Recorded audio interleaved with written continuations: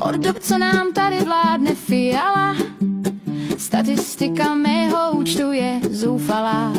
Dřu jak blbá, denně dělám přes časy, stejně chudnu, prachy mizí kam asi.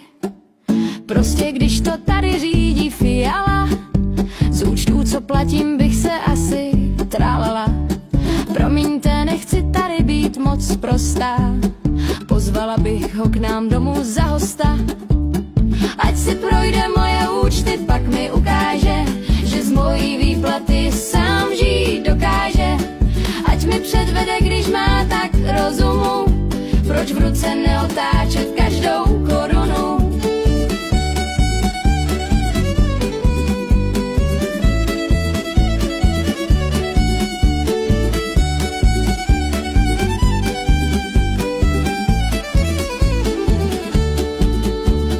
Že když zaplatíme všechny složenky, nežijem se ségrou jak hraběnky. Nájem neplatíme, náš dům máme od táty, stejně sotva, že nám na to stačí výplaty. Chtěla bych mít výplatu jak Fiala, možná potom zpívala bych tralala. Jenže nejsem sobec jako Fiala, asi bych jí radši chudým rozdala.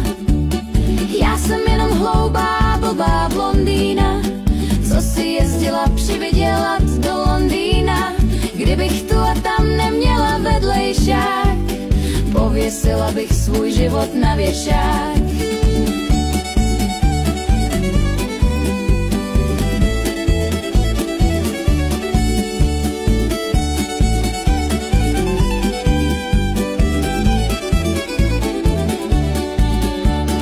I když snažím se a chci být veselá, pod mostem bych nikdy skončit nechtěla. Fiala si myslí, že jsme otroci, nechci si přivydělávat prostitucí. Tak jen doufám, milý, padne Fialo, volby vás pošlou pryč, nejlíp nastálo. Doufám, že už jste si nahrabal dost a já nebudu muset jít žít pod most. Tralala.